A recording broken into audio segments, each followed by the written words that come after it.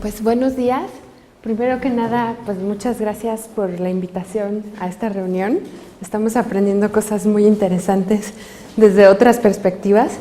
Yo les voy a contar cómo vemos la agregación de proteínas y el rol que juegan iones metálicos como el cobre desde una perspectiva muy química.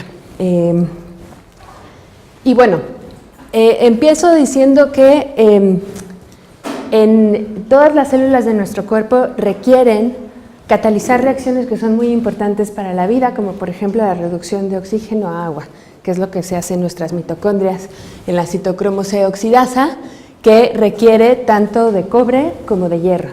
Entonces, muchas de estas reacciones, para que la célula funcione bien, necesitamos metales como cobre, hierro, manganeso, zinc, como cofactores de estas proteínas. Y sin ellos, pues no podría haber vida. Y el cerebro no es la excepción. Estos metales también son esenciales para el cerebro. Incluso hay algunas enzimas que dependen de metales que cumplen tareas muy específicas en nuestro cerebro, como por ejemplo la dopamina beta hidroxilasa, que es una proteína que depende de cobre, ¿sí? Y que es muy importante en el metabolismo de este neurotransmisor. Y bueno, así podríamos estar aquí toda la mañana platicando de muchas de estas enzimas y de sus funciones.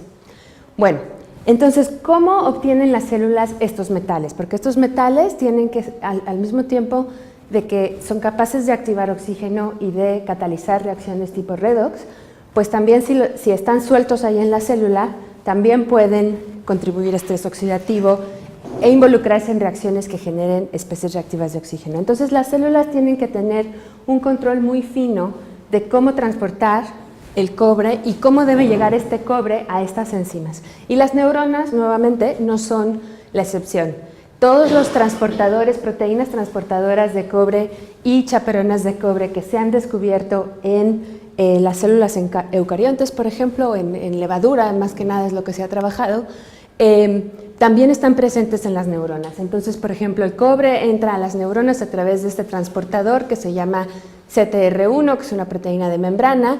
Una vez adentro es recibido por varias chaperonas, por ejemplo, la COX-17 lo lleva a mitocondria y ahí hay toda otra maquinaria de proteínas chaperonas que lo insertan en las enzimas que requieren cobre en la mitocondria.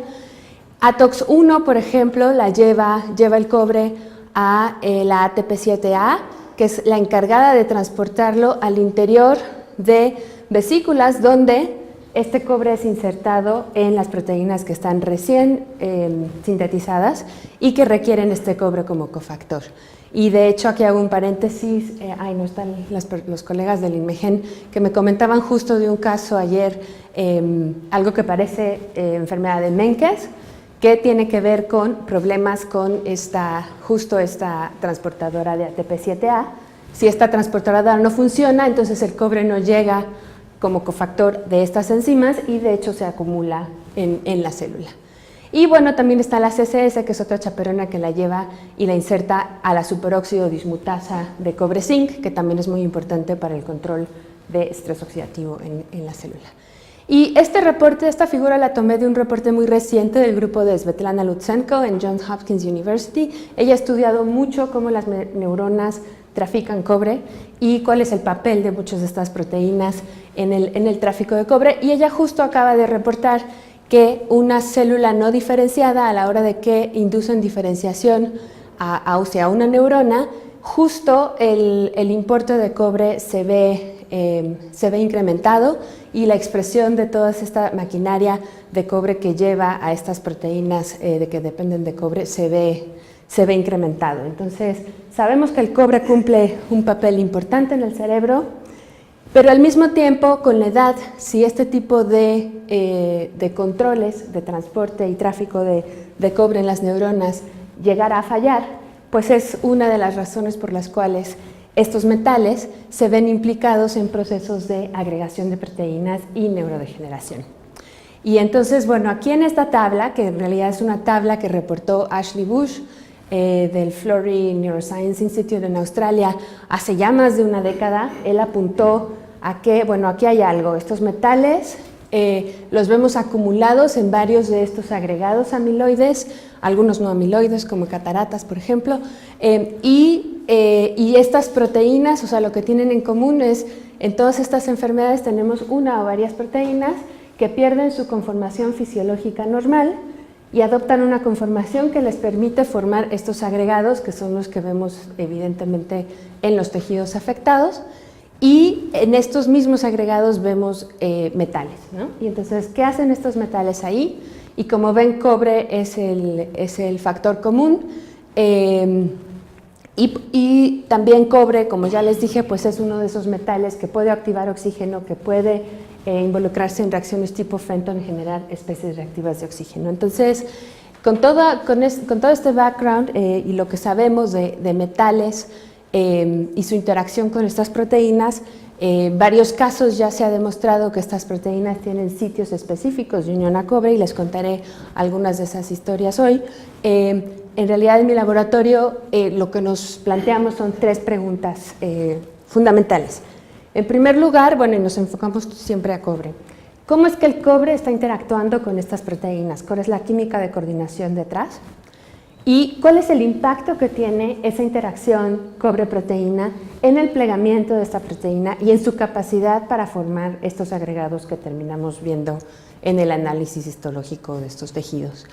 Y por último, pues como estos metales pueden catalizar reacciones de activación de oxígeno, ¿cuál es esa actividad redox de esos complejos cobre-proteína que se forman? ¿Están o no implicados en el incremento de estrés oxidativo que se observa en estas enfermedades? Y bueno, esas son las tres preguntas y lo hacemos siempre desde la trinchera muy química en el tubo de Salle con diferentes herramientas de espectroscopía y para, bueno, tratar de responder estas tres preguntas. En la última década en mi grupo hemos trabajado con estos sistemas.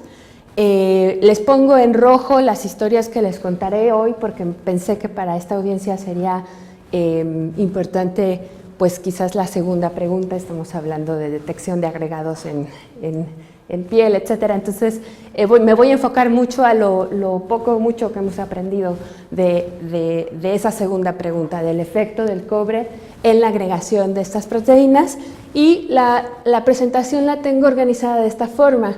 En la primera parte les contaré tres historias del efecto del cobre en proteínas o péptidos que son intrínsecamente desordenados. Entonces ayer les comentaba que es curioso que todas estas proteínas que vemos implicadas en estas enfermedades, incluyendo la prion, que aunque tiene una región bien estructurada, justo la región que interactúa con cobre no está estructurada. Entonces tenemos proteínas que no tienen una estructura definida, les llaman natively unfolded proteins o intrinsically disordered proteins, proteínas intrínsecamente desordenadas, y que sin embargo son capaces, bajo ciertas circunstancias, de formar estas fibras amiloides, de adoptar una estructura que llamamos rica en estructura hoja beta, para apilarse y formar estas fibras. Entonces les contaré tres historias en las que el cobre hace tres cosas diferentes en la agregación de estas proteínas. Y lo quiero contrastar con otra historia de cataratas, donde ahí es completamente diferente. La proteína implicada o las proteínas implicadas son altamente estables, son bien estructuradas, de hecho son ricas en hojas beta, y sin embargo el cobre es capaz de causar una pérdida del plegamiento y causar su agregación, en este caso una agregación no amiloide. Bueno, entonces empecemos, porque creo que tengo poco tiempo. Primero les platicaré un poco de alfa-sinucleína y me queda muy bien que la plática de María Esther ya hizo una linda introducción de esto. Como sabemos, es la proteína que es el principal componente de los cuerpos de Lewy en la enfermedad de Parkinson. Tiene 140 aminoácidos, como les decía, es una proteína nativamente sin estructura o intrínsecamente desordenada, pero si se asocia a membranas o a un ambiente hidrofóbico, es capaz de adoptar esta estructura de alfa hélice, y de hecho es esa la capacidad a la que se le refiere Cuando se piensa que la alfa-sinucleína, bueno, se cree que una de sus funciones es justo en las terminales presinápticas, es citosólica, está dentro de las neuronas, estaría en la terminal presináptica y es involucrada en el tráfico vesicular. Entonces, esas vesículas que tienen neurotransmisores y que tienen durante la sinapsis liberarlos a ese espacio intersináptico, justo la alfa-sinucleína tiene algo que ver con ese proceso y para asociarse a las membranas tiene que ser capaz de formar esta estructura tipo alfa-hélice. Y es justo lo que comentaba ayer de que estas proteínas, dependiendo del ambiente que tengan a su alrededor, pues va a ser la estructura que adopten y si es un paradigma muy diferente al de metaloproteínas, por ejemplo, o proteínas que son bien estructuradas, que sabemos que siempre tienen ese tipo de estructura y bueno, llega el metal y es el cofactor, ¿no? Bueno, entonces, ¿qué sabemos del rol de metales en la agregación de alfa-sinucleína? Hace ya una década, mi colaborador Claudio Fernández en la Universidad Nacional de Rosario en Argentina demostró que los metales son capaces de acelerar la agregación de la alfa-sinucleína. Este es un ensayo con tioflavina T, crecimiento de fluorescencia indica mayor fibra amiloide y bueno, el cobre es el que acelera o hace más rápida esta agregación. Los demás la aceleran, pero él demostró que era una interacción menos específica en la región C-terminal de la proteína. El cobre, en cambio, es el más eficiente en acelerar esta agregación porque es capaz de interactuar con la proteína en la región N-terminal y en la región que incluye a la única histidina en la secuencia de esta proteína. Y bueno, no los voy a aburrir con los detalles, pero en colaboración con Claudio hemos trabajado en entender cómo el cobre se coordina a esta proteína y encontramos que el sitio de mayor afinidad es justo el extremo amino terminal de la proteína y que si nosotros en el laboratorio sintetizamos péptidos pequeñitos que tengan estos primeros residuos de la secuencia, pues podemos reproducir toda la espectroscopía de cómo se une el cobre a esta proteína. Entonces llegamos incluso a la conclusión de que los primeros dos residuos, que es una metionina y un aspartato, son los mínimos necesarios para coordinar cobre y ojo, específico, porque ni manganeso, ni zinc, ni otros metales divalentes se pueden pegar ahí. Y ¿cómo se coordina? Bueno, pues a partir de todas estas herramientas de espectroscopía que usamos, determinamos que se coordina al grupo amino del extremo amino terminal, a una amida desprotonada de la cadena peptídica, al carboxilato del aspartato de la posición 2 y una molécula de agua. Y el azufre de la metionina 1 puede o no estar participando como un ligando axial. ¿Sí? Entonces es realmente increíble que con solo 2 aminoácidos podamos reproducir cómo se une el cobre a esta proteína. Ok, ya sabemos cómo se une, ahora cómo induce o acelera la agregación. ¿Cómo es que entonces promueve la agregación? Porque parece tener todos sus sitios de coordinación ocupados. Sí, la respuesta es no sabemos. La respuesta es, lo que pensamos es que este sitio es activo redox y que entonces puede ciclar cobre 1, cobre 2. Sabemos que durante ese ciclo, al menos en el tubo de ensayo, el péptido chiquito es capaz de oxidar a estas metioninas y de otros sistemas sabemos que la oxidación de metioninas generalmente pues, cambia algo en la naturaleza química de esa región de la proteína y eso promueve. No es que estén haciendo un puente entre cadenas, sino... No es que estén haciendo un puente, aunque hay todo un debate, la verdad, en el campo, en que quizás uno de los modos de coordinación, a lo mejor no el principal, nosotros pensamos que no es el principal, pero que sí se puede poblar, sobre todo en condiciones en las que se esté acumulando cobre en el interior de la célula, donde haya una pérdida de homeostasis de cobre. Si hay más cobre, el cobre no solo se pega aquí, también se pega aquí en la histidina y también se pega en la región C-terminal. O sea, hay 3 sitios de cobre que podemos describir. Y hay una cuarta opción, que es que el cobre se una más o menos como lo pintamos aquí, pero que puentee con esta histidina y le llaman un macroquelato. No sabemos todavía cuál es el efecto sitio específico de cada uno de esos sitios de coordinación en la agregación, pero lo que sí sabemos es que como podemos reproducir muy fácilmente este modo de coordinación con péptidos pequeños, entonces podemos estudiar su química redox. Sabemos que se puede reducir, que las metioninas son muy importantes para que se reduzca cobre 1.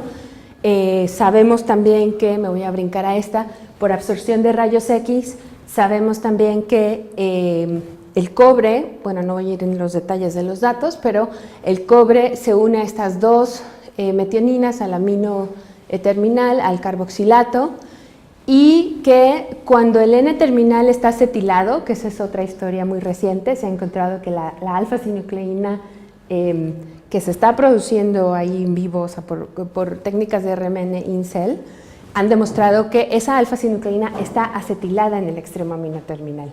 Entonces, eso cambia, para nosotros cambia completamente cómo se uniría el cobre 2, de hecho no se podría unir, pero el cobre 1 sí se puede unir con un modo de coordinación un poco diferente y estamos comenzando a entender cómo esa diferencia en el modo de coordinación puede tener un impacto en la capacidad de esta región de la proteína en formar una alfa hélice. En formar la alfa hélice, esa alfa hélice que necesita formar para asociarse a las vesículas. ¿Sí? Entonces, la capacidad de esta proteína para asociarse a las vesículas se podría ver afectada por el cobre y por el estado de acetilación del grupo amino terminal. Pero ahora, ya me desvié, ¿verdad? ¿Qué pasa con la agregación? Ahí está.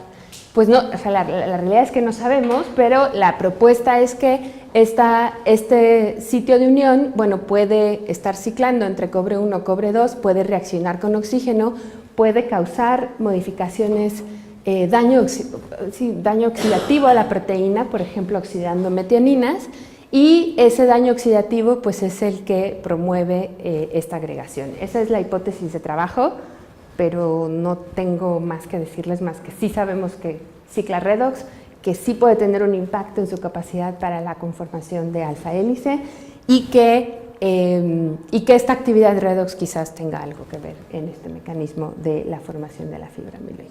¿No tiene cisteínas esta proteína? No, no tiene cisteínas. Y solo tiene una histidina aquí. Y tiene, perdón, no les presenté, pero la parte central, la región que se llama NAC, que es el componente no amiloidogénico, es justo la región hidrofóbica que causa, ¿no? esta agregación. Bueno, eso es de la sinucleína. Ahora, la beta-amiloide, que es pues, el péptido asociado a la enfermedad de Alzheimer. Entonces ya hablamos esta mañana, escuchamos esta plática de Tao, pero en realidad la generación del péptido beta-amiloide es uno de los primeros etapas, digamos, en desarrollo de Alzheimer, eso sí está comprobado. Es un péptido que se genera a partir del corte proteolítico de la proteína precursora amiloide. La proteína precursora amiloide está en las membranas de las neuronas y al ser cortada por la beta y gamma secretasas genera este péptido que puede variar un poco en su tamaño, puede tener de 39 a 42 residuos. Pero lo que quiero que noten en esta caricatura es que una parte del péptido beta-amiloide originalmente estaba insertado en la membrana y la otra parte está en espacio extracelular. El resultado es que tenemos un péptido que es intrínsecamente desordenado o que tiene una estructura tipo random coil, pero que una parte de la mitad de este péptido es hidrofílico y la otra mitad es hidrofóbico. Si lo ponemos en un ambiente hidrofóbico en el laboratorio como un solvente fluorinado, pues puede adoptar una estructura de alfa hélice, pero si lo ponemos en un ambiente hidrofílico, en agua, en una solución amortiguadora, la parte hidrofóbica no está muy contenta, trata de esconder estos residuos hidrofóbicos del solvente y entonces adopta esta estructura tipo hoja beta y esa es la que le permite formar la fibra amiloide. Me voy a ir un poquito rápido aquí. ¿Qué sabemos de cómo se une el cobre a esta proteína, a este péptido? Pues sabemos que justo la región hidrofílica es la que contiene los residuos que son importantes para unir cobre y también une zinc. Y sabemos que la parte del C-terminal pues es la parte hidrofóbica que causa la agregación. También sabemos que una fibra puede mantener su coordinación, su propiedad de coordinar a cobre, aunque esta parte hidrofóbica esté involucrada en la formación de la hoja beta y de la fibra. También sabemos por espectroscopía que el cobre se une a esta región formando dos modos diferentes de coordinación. Hemos estudiado un poco su actividad redox y estos dos modos, aunque a simple vista se vean bastante similares con 3 ligandos de nitrógeno y 1 de oxígeno, hemos determinado que tienen potenciales redox muy diferentes. Y los potenciales redox que tienen estos dos modos de coordinación son tales que el modo que está favorecido a un pH un poco más bajo puede ser reducido y puede ser activado, puede estar activando oxígeno en un medio fisiológico ahí en la sinapsis, mientras que el otro tiene un potencial redox tal que les puedo asegurar que nunca se va a reducir y no va a generar especies reactivas de oxígeno. Pero la cosa es que los dos están presentes ahí, porque el pK que relaciona a estas dos especies es 7.8, entonces los dos modos de coordinación serían poblados ahí en la sinapsis cuando este péptido es generado y se encuentra con cobre. Bueno, entonces justo aquí quería mostrarles, el péptido beta-amiloide es generado a partir del corte del APP, en la sinapsis se puede encontrar con zinc y con cobre. ¿Por qué con estos dos? Sus concentraciones fluctúan durante la sinapsis y de hecho aumentan, porque mientras que estas vesículas están liberando neurotransmisores como glutamato, pues también generan zinc. Y tanto glutamato como zinc actúan juntos para activar a los receptores NMDA, que son justo uno de los importantes en procesos de memoria. Esto permite la entrada de calcio, y la entrada de calcio activa a la ATP7A, esa que les comenté, que está asociada a enfermedad de Menkes y Wilson, y se activa la liberación de cobre en la sinapsis. Entonces vean que todos estos procesos suceden durante la sinapsis. Ahí va a estar la beta-amiloide, ahí va a estar el zinc, ahí va a estar el cobre, y si alguno de estos dos metales tiene un impacto en su agregación, pues bueno, ahí es donde se forman los oligómeros y después últimamente esas placas extracelulares que son características en enfermos con Alzheimer. Y ahí no acaba la cosa. Les dije que estudiamos a la proteína prion, pero no les voy a contar nada de ella, pero estamos pues también muy sorprendidos de que estudios recientes demuestran que la interacción de cobre con la proteína prion cumple un papel importante en la modulación de la respuesta de estos receptores NMDA. Esta respuesta de estos receptores es muy importante porque si se sobreexcitan estos receptores, entra demasiado calcio y entonces se activan otros mecanismos de muerte neuronal, apoptosis y demás. Es un proceso que se llama excitotoxicidad.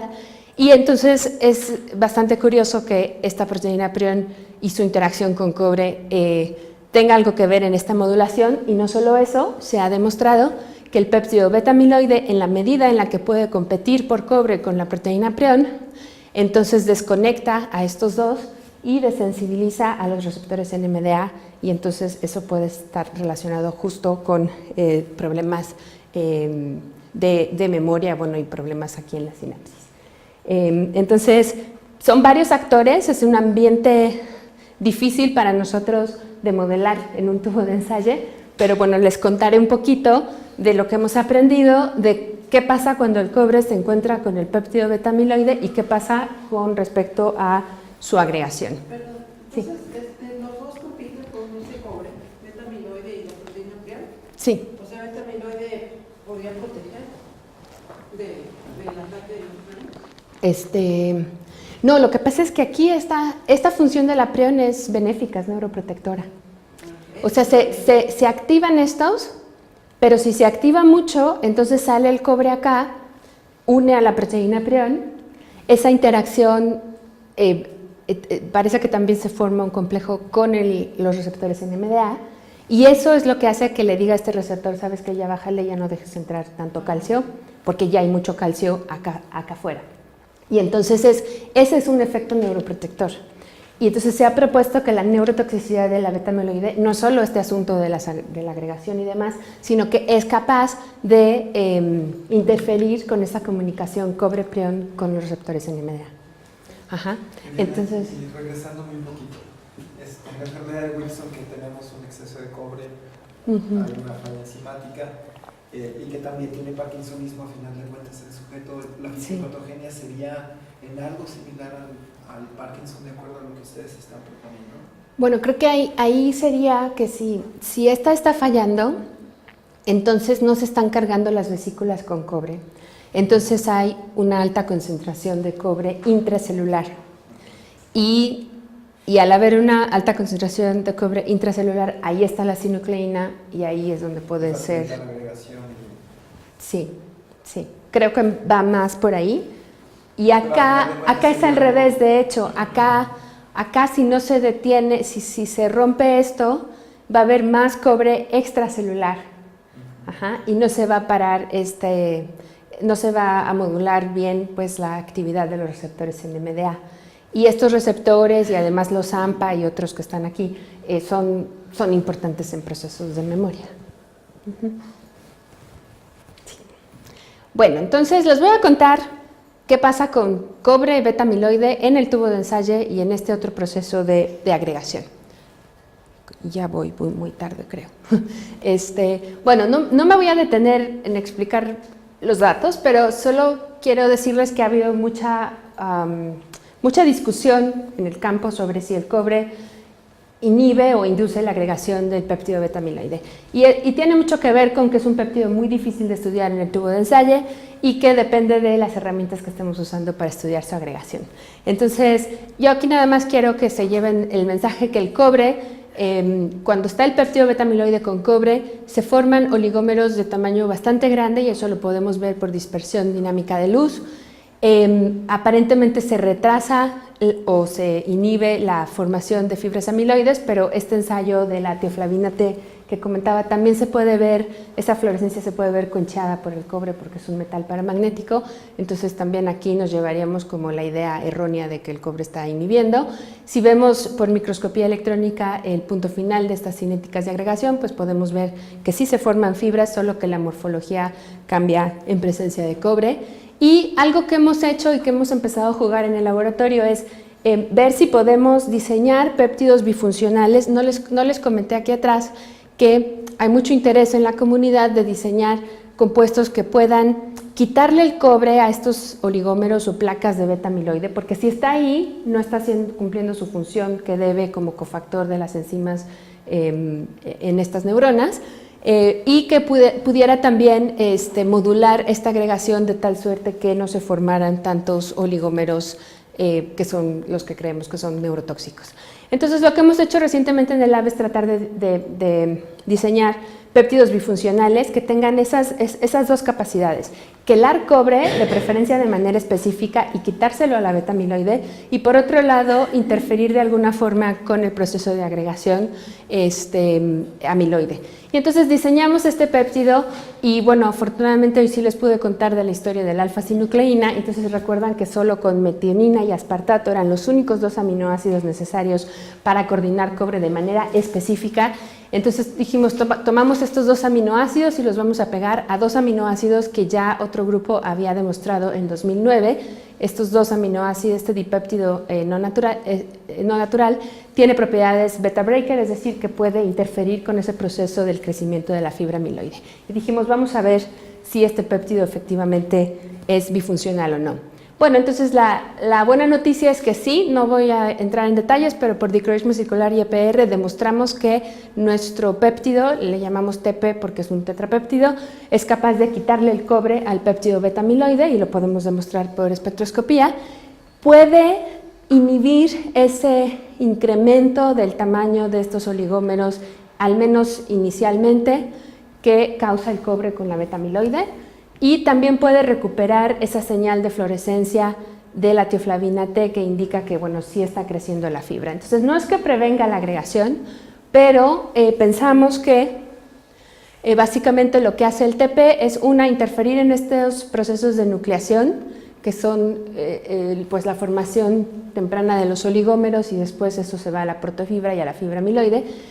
Y puede pues alentar esta parte, pero sobre todo en la medida que es capaz de competir por cobre con el péptido beta amiloide, entonces impide que el péptido beta amiloide se vaya por un camino de agregación inducida por el metal. O sea, pensamos que el cobre lo que está haciendo no es que está inhibiendo o esté acelerando la agregación, simplemente está tomando al péptido por un mecanismo diferente de agregación que involucra la formación de oligómeros grandes que eventualmente se rearreglan y sí pueden formar fibras, a lo mejor con una morfología un poquito más fragmentada. Y entonces el TP, en la medida que compite por cobre con este péptido, pues previene que pase por este mecanismo de agregación. ¿Eso es neuroprotector o no? No lo sabemos. Los oligómeros, las especies oligoméricas sabemos que son las más neurotóxicas y se propone que las especies oligoméricas en presencia de cobre son más neurotóxicas por la parte esta redox del metal. En realidad no lo sabemos, pero se nos ocurrió, bueno, a mí no se me ocurrió, a mis colegas, a la doctora Claudia Pérez Cruz allá en Sinvestaf y en colaboración con la doctora Sofía Díaz Miranda en Juriquilla, en el Instituto de Neurobiología, ellas dijeron, fueron muy entusiastas y dijeron, vamos a administrar tu péptido en un modelo transgénico de Alzheimer. Y entonces la doctora Sofía Díaz Miranda tiene este modelo transgénico de Alzheimer que después de 12 meses genera estas placas y los ratones tienen un problema de memoria espacial. Le llaman el laberinto de Morris, esta tina con agua en la que ponen al ratón y el ratón nada y tiene que encontrar la plataforma y pues un ratón sano después de 2-3 días de entrenamiento va a encontrar la plataforma bastante rápido, pero un ratón transgénico se va a tardar más tiempo en encontrar la plataforma porque pues tiene este problema de memoria. Y la administración intraventricular durante 14 días de nuestro tetrapéptido pues mejoró significativamente esa memoria espacial. O sea, los transgénicos tratados con nuestro tetrapéptido tardan prácticamente lo mismo que el ratón sano en encontrar la plataforma y eso entonces sugiere que nuestro tetrapéptido algo está haciendo ahí en la sinapsis y está mejorando esta memoria espacial en este modelo. Son datos muy preliminares, pero que pues nos dan la motivación para entender qué está pasando aquí, ¿no? Ha habido un par de moléculas bifuncionales que quelan cobre y modulan la agregación de beta-amiloide que llegan a fase clínica, pero que después no pasan de fase clínica 2 o 3. Y lo que pensamos es que necesitamos entender un poco más, no se trata solamente de quelar el cobre y ya.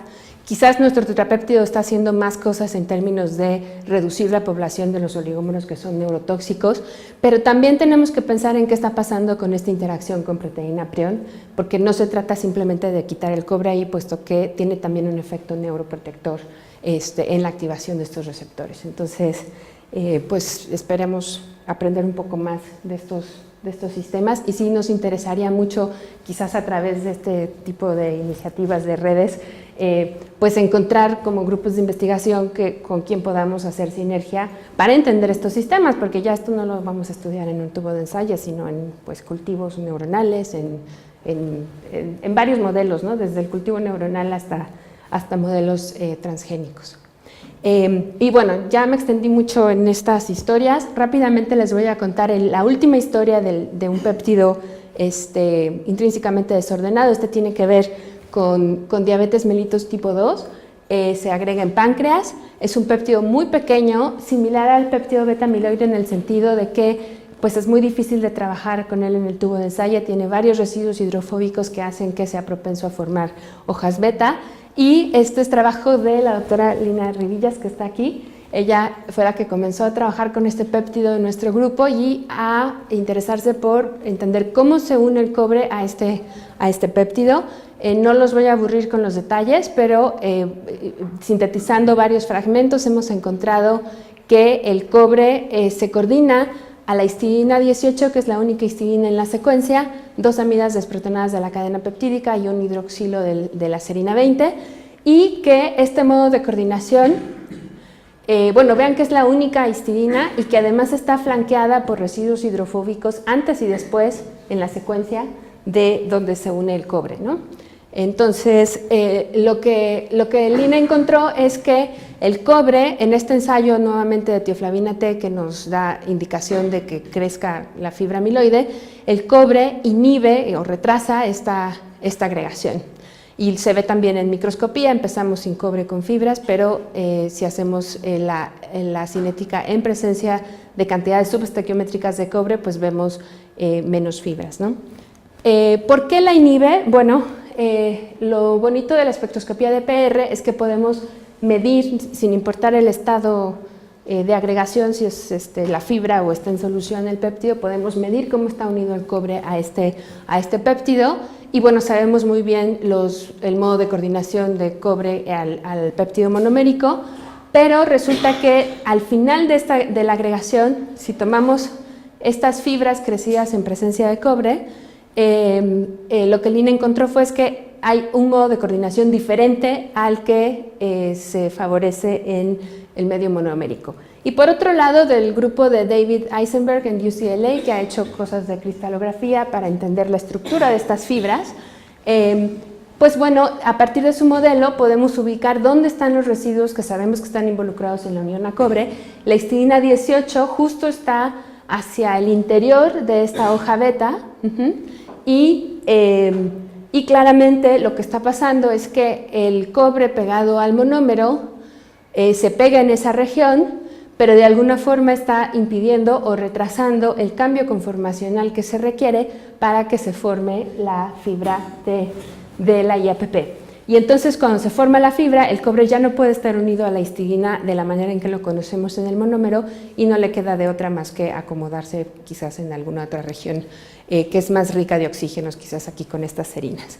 Entonces vean que el efecto es muy diferente. Lo que quiero contrastar aquí de estos tres sistemas es que dependiendo de la naturaleza del péptido de la proteína y de en qué región de esta proteína está el sitio de unión al metal con respecto a la región hidrofóbica, que es la que está involucrada en formar la hoja beta y la fibra, podemos tener resultados muy diferentes sobre el efecto del cobre en la agregación de este tipo de péptidos o proteínas intrínsecamente desordenadas. Queremos pensar que la unión del metal obviamente va a cambiar la conformación del péptido con respecto a la conformación que se favorece sin el metal y que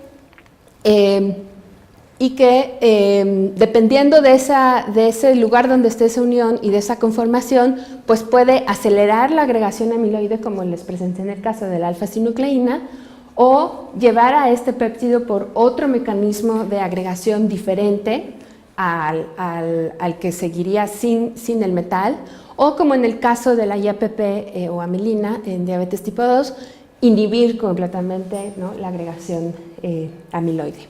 Entonces, esos son los tres escenarios que hemos encontrado con estos péptidos y que obviamente, bueno, desde el punto de vista de coordinación, pues hay ciertos residuos o ciertas características de estos sitios de unión que son también importantes.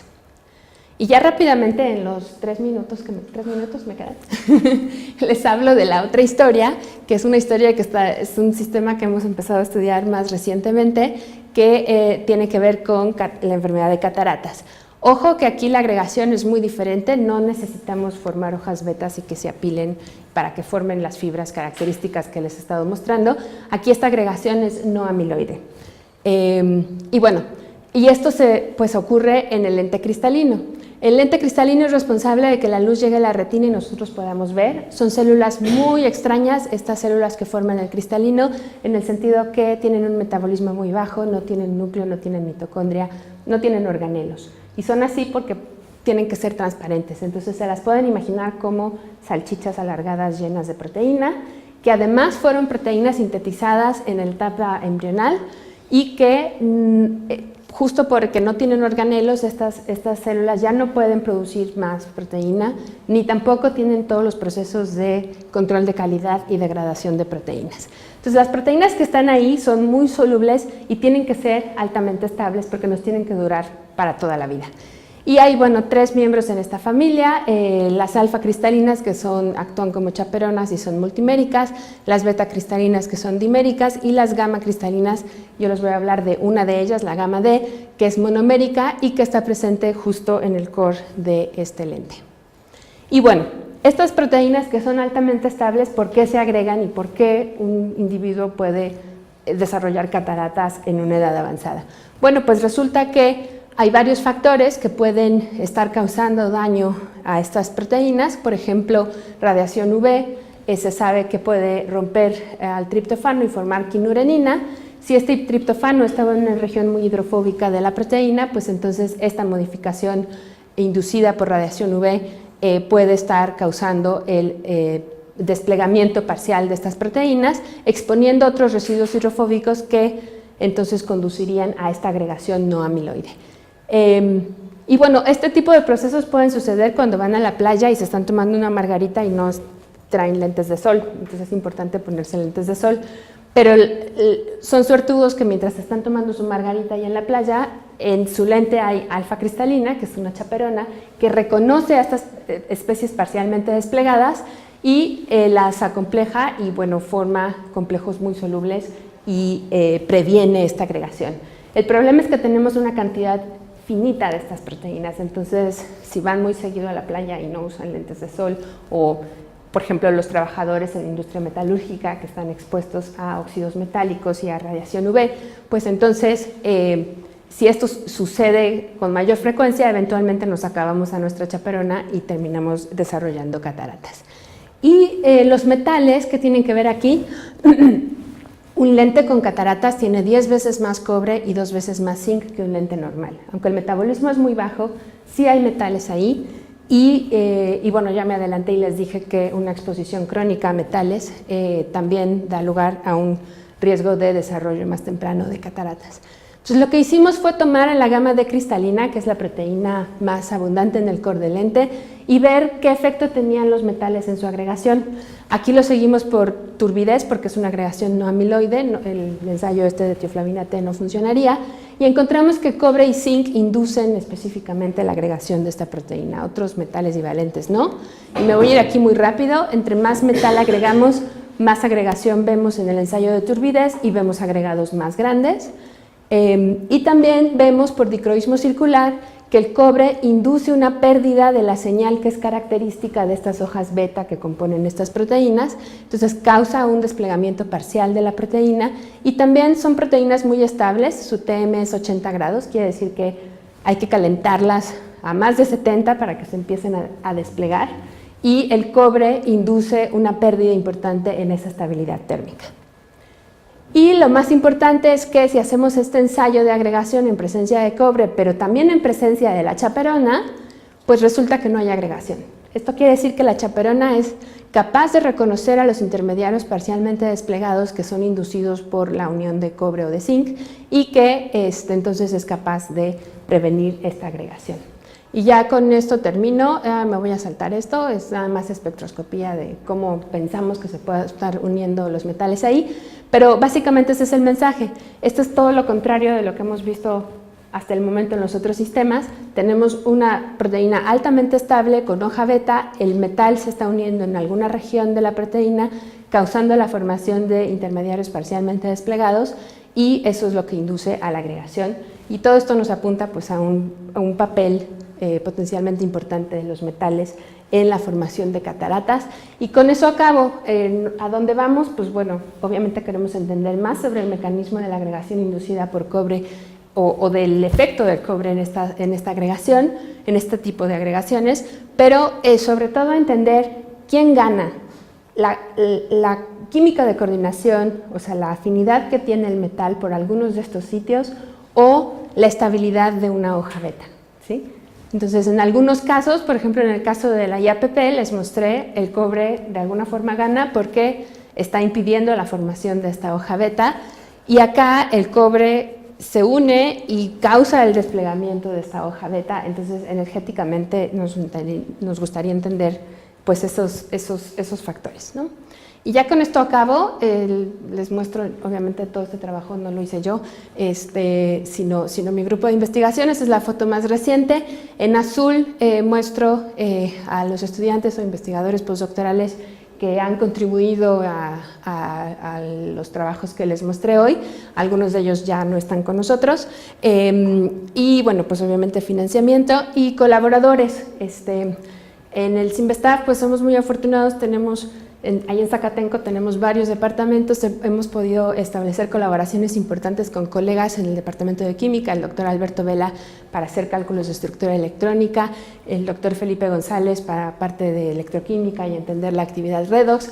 Cuando nos pusimos a hacer dispersión dinámica de luz, recurrimos a nuestros colegas en física, el doctor Luis Rojas. Ya les conté de estos pequeños pininos de ver el efecto farmacológico, el potencial terapéutico de algunos de nuestros péptidos. Y para entender cómo se unen estos metales a estas proteínas, a veces requerimos, por ejemplo, para cobre 1, espectroscopías más sofisticadas como absorción de rayos X, y para eso vamos con el doctor Ed Solomon y con Keith Hudson y Britt Hedman en Stanford. Todo lo que les mostré de alfa-sinucleína, pues todo ese trabajo ha sido en colaboración con Claudio Fernández en el Max Planck Laboratory que tiene ahí en Rosario. Y todo el proyecto de cristalinas pues ha sido una colaboración muy cercana con el profesor Jonathan King en el Departamento de Biología de MIT.